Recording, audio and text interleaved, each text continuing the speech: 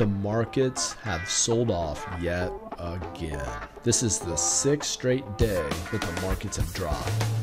We are at a 4-month low, and it just happened in a week.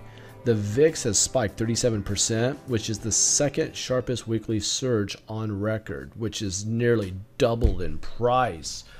Markets down a staggering 4.4%. Dow down 4.5%. The Nasdaq down 5%. Are you kidding me? You just don't see this. Russell's down 3.5%. This is the largest single day drop we have ever seen in history. This is a massive sell-off. Financials off 4.3%. Everybody's in red, right? Silver is even in red by 1.3%. Gold is the only thing barely in bullish territory. And the VIX spiking 42% at this moment. 42%. 39. We're at 39 on the VIX. Remember how I was saying we're not even at the 30 mark, the 35? Now we're at the 40 mark. Now we have fear in the marketplace. Here's the fear. Fear is now justified. Big sell-off in Bitcoin. We're at 8,800. All right. Here we are looking at a significant sell to the downside. This is the S&P500 ETF called the Spider. We go up, up, up, up, going higher, a little sell-off here, a little bounce. We go up. We miss hitting the upper trend line. See this upper trend line? We miss hitting that. We drop, and then we had a significant drop over the weekend, right? Big drop here on the 24th, closing below the 20-day moving average, the 50-day moving average, and then we sell off Tuesday, Wednesday, and then Thursday. The problem with what happened on Tuesday was it closed over this major trend line. We tried to get back above that trend line. Let me zoom this in so we can really see it. We tried to get back above it, but we sold into that strength come down. And then we gapped down, and we were hanging up right here at this trend line and the 20 or 200-day moving average. Hanging up. And then we went up here. We filled the gap. We come back down. And then by days in, it was a bloodbath to the downside. We have closed below a major trend line. That is no good, and it has done it on massive volume. The Dow, massive sell-off. The Nasdaq is the only hope. We're at a double trend line, and it stopped right at it. Here's the big question. Will tech stocks bounce from this area? Will we sell off, and then will we rally back by days in on Friday, giving us a hammer, hammering out the bottom in a rally? I am watching the Nasdaq tech stocks very closely. These trend lines, like this upper trend line, this is April 25th, 2019 to July, end of July 2019. And then this area right here, December 4th. And if it looks like I'm not drawing the trend lines correctly here, but if I go to a line chart, you'll see we went right to it. Resistance here, we break above it, and then support there. Do you see that? And then this line comes over, and that's where we're at. Okay, let's look at this trend line now. This trend line goes back, a long way. This goes back here to December 2018. And then we get our second hit right here in October 2019. And that's where we're at. Big support areas. Will we hold? We're well above the 200-day. Will we hold? Will we stay buoyant here? Will we bounce? The Nasdaq, all eyes are watching that on Friday. On Friday, small caps, Russell's 2000. It was 3 days ago.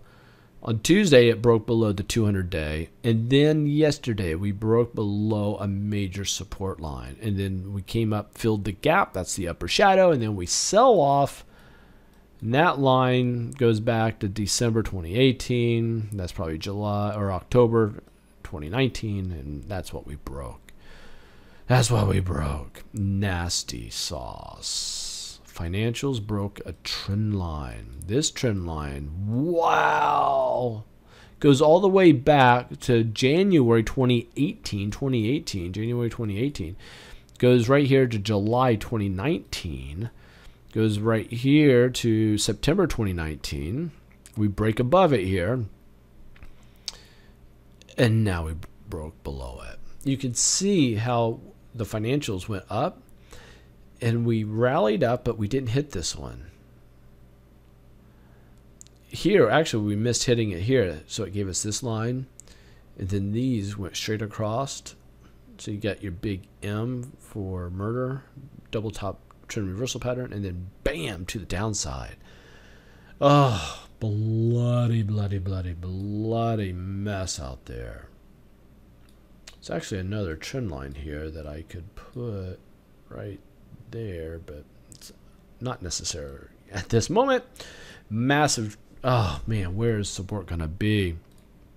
US dollar heading higher, gave us the bull pullback. It's crude oil down. We're at the lowest point that we've seen in crude oil since 2018. Really low.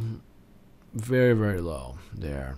Now let's watch that one closely. Silver has been just selling off. No good. We hung up at this trend line, but we went below it.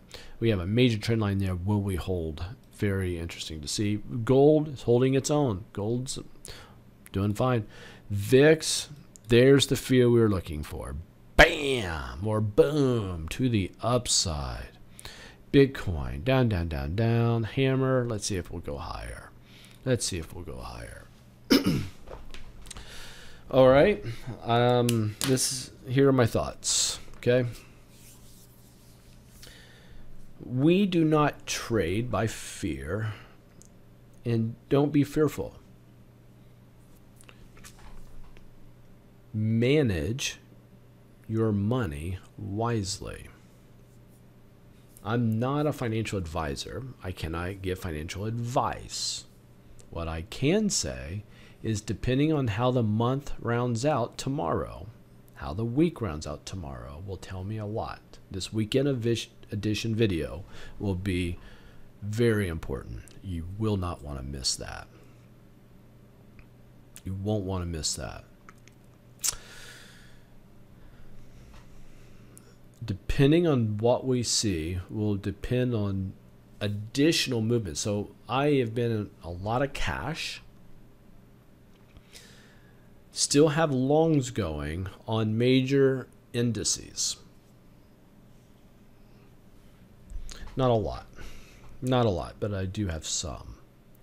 I have not started going bearish yet, because you never want to do it on the first drop, not in your investment accounts. Now, swing trading and day trading, that's a different ball game, but on investment trading on long-term holds, you can't go in and out all the time.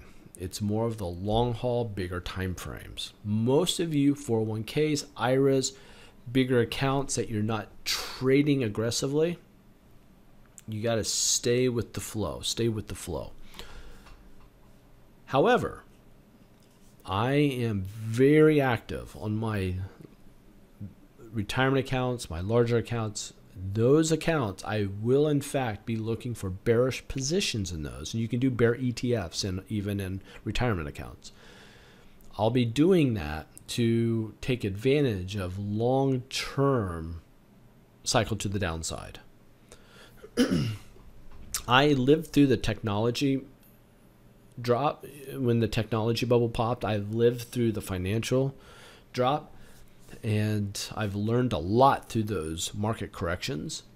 And one thing I always see is major 500 point, 600 point, 700 point, 1,000 point drops. When I see those, I'll see 400, 500, 600 point rallies also. But the damage has already been done. It sealed its fate. It is going to fall apart after that.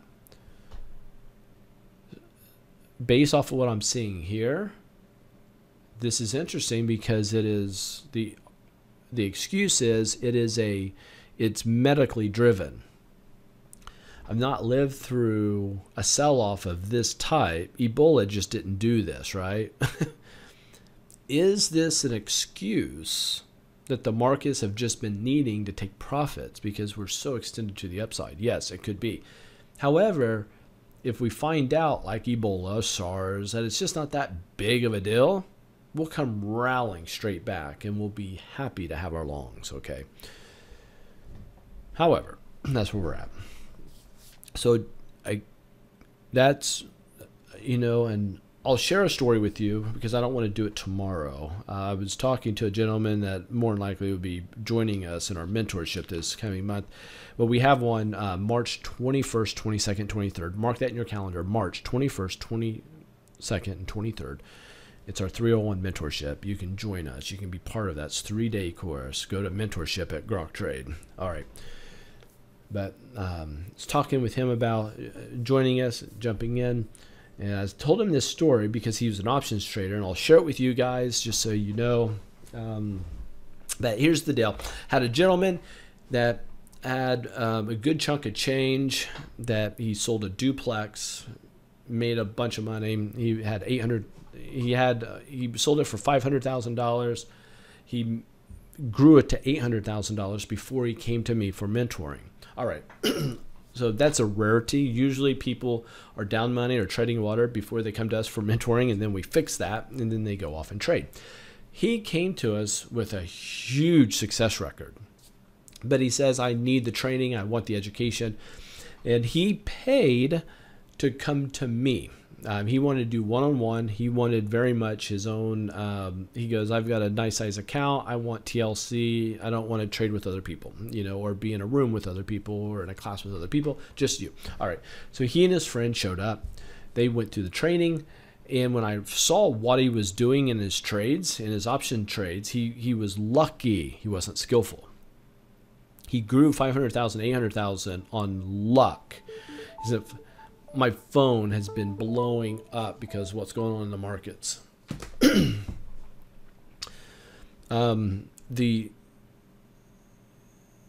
I found out that he was not following risk management or money management principles, and that it was just a matter of time before he gave all of his money back and would lose money. I tried to tell him that. He wouldn't listen. He listened to 80, 90% of what I was sharing with him, but would not listen to the money management point. He goes, every time I swing for the fences, I hit a home run, so I need to keep swinging for the fences.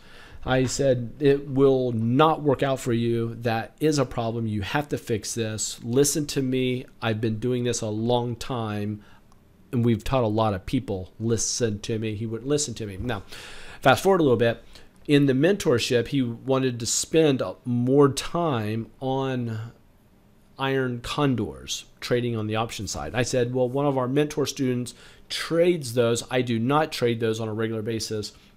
I could teach you at our level, but if you want to get in with somebody who actually trades them regularly, we'll put you with one of our other mentors. He happened to be out of Orlando, and he goes, I'm going to fly to him to Orlando. I said, all right, cool. Fly to him in Orlando. I called Dell up. That's his name, Dell. I said, Dell, I said, you have so-and-so showing up, and here's the deal. He's made a lot of money in the markets, and but he's got these problems. He's not listening to any of the risk management principles or any of the money management methodologies that we teach. And he goes, wow. He goes, he's gotten lucky then. I said, precisely my point. And I said, but you've got to do me a favor. You've got to steer him in the right direction. And he goes, oh, yeah, absolutely. Well, they had their mentorship. I get a phone call from Dell. Dell says, Des, that's my name. I go by D7. Des, he would not listen to me on risk management, money management principles, all the things. He goes, he just wouldn't listen. He goes, I fear for him. I said, I fear for him too. Okay. He goes off. He's off in trading. We don't hear from him. A year, maybe two, I don't know. It was a year or two later. I get a phone call, not from him, but his friend saying, hey, we'd like to come back to town. Can we get a round of golf in and talk a little bit? But we want to do another mentorship with you. And I said, absolutely, let's come do this. I'll set up the course. We go out on the golf course. We're golfing. I found out that his $800,000 dropped down to $65,000. He sold a duplex for $500,000. He grew it to $800,000 and lost it to $65,000 to people who are more educated in the markets, those who are more refined, more disciplined in the markets. Those who are more educated and disciplined and emotionally resolved, those individuals patted their pockets with his money because he did not listen. He didn't have the discipline. He allowed the emotion of greed to make his decisions for him. That's not having a mindset of a trader. You have to have a mindset of a trader. Some of that can be taught. A lot of that can't. There's a huge difference in just getting information and education. Education is greater than information. Always remember that. So we had our mentorship, and I spent most of the time talking to him about the things he wouldn't listen to before: risk management, money management. And he was taking more notes than I've ever seen him take before. So he had that to work with, which is a good chunk of money to work with. You can work with that. You know, that's a nice chunk. But relatively speaking, that was a train wreck. It was a train wreck. So anyway, that's sad. I hate it, man. I hate it. No one has to lose money in the markets. Yes, you'll have ebb and flows. Like right now, you know, everybody was long into this market and we dropped. So we're giving back some of our winnings. Fine. That comes with it. That's part of it, man. Even if you're a professional, like, poker player, you're not going to win every hand. And if you think that you're going to win every hand, that every day is going to be a winning day, you're in the wrong business because you emotionally can't handle it. So this is me wearing my mentor hat. I'm mentoring you, if you will allow me. 22 years experience. I've been trading in the live markets using technical analysis over 2 decades. I don't feel like I'm old enough to have done it that long. But I care about you guys. I care. You don't lose your money. You know, and the brokers, are you kidding me? Guys, I know that you're paid on selling product, and that's your livelihood. I respect what you do, brokers. I do. But you guys are doing a disservice to trade the people out there who are trusting you with your money when you're allowing their accounts to be subjected to a bear market. What options do you have for them? Are you looking at their accounts? And most of you are not, because that's not how your system's set up. You're glorified salespeople, and that's what you do. You sell. You sell, they manage, and it's not managed. You just buy and hold. Make allocation, movements every once a year or so, and you get your commissions off of that. Brokers usually make you broker in a bear market. Every broker is a hero in a bull market. The problem is they put you in mutual funds. The mutual funds, loaded or unloaded, come with fees. The reason they sell you products is because they're products. They sell you things. What they sell you is their product. The average product cost is 5.5%. So if the average market goes up 10, 12%, knock off 5.5 of that, and that's what you're left with on average if you're in a mutual fund. That is not good savvy investing. Good savvy investing is being in something other than mutual funds. And good savvy investing is being bearish in a bear market and capitalize. We can make money. So I don't wish any harm on anybody out there. But if the markets continue to set up for me, we will make a killing in the markets on the short side. We can make money 66% faster on the downside than going up, because it falls 66% faster than the markets rise. There's a ton of money to be made, a ton of money, but the setup has to be there. Right now, we have a lot of uncertainty in what we're seeing. We just have this big spike to the downside. we have to see what the bulls do. We only have the bear argument. We don't have the bull argument yet. How will the bulls react? We have to look at price action, validated by volume, to analyze the technicals to see how they react. That will tell us what we need to do next and when to do it. Precisely when to be bearish, precisely when to be bullish. Oh boy. Yeah, this is exciting times. I'm licking my chops. Yummy. This is some good times, guys. Learn to exploit it. Education. Okay, that's it. Whew. That's it. That's all. Thanks for it. If you made it, say it. Oh, and by the way, think about all the benefits that we're getting with all you guys commenting. Man, those are awesome thoughts that you're putting out there. Some great, intelligent ideas. And that helps us all. We all learn from that. And you guys are putting your thoughts down. Continue to put your thoughts in. What you think's happening. What things you're looking at. What opportunities that you're seeing. Put those things out there. For all of you guys have been thanking me for doing the videos. I so appreciate that because it takes time out of my life, out of what I'm doing to do these videos. And for you to show that appreciation, I'm so thankful for that. Thank you very, very much for that. That is not lost on me in the slightest. But let me give you hope. There's money to be made here. Don't fret, guys. Certain maneuvers you can make in your retirement, and you will weather this like a champion. So anyway, hope that was helpful for you. Give us a like and a subscribe if you haven't done so yet. Take care. Bye.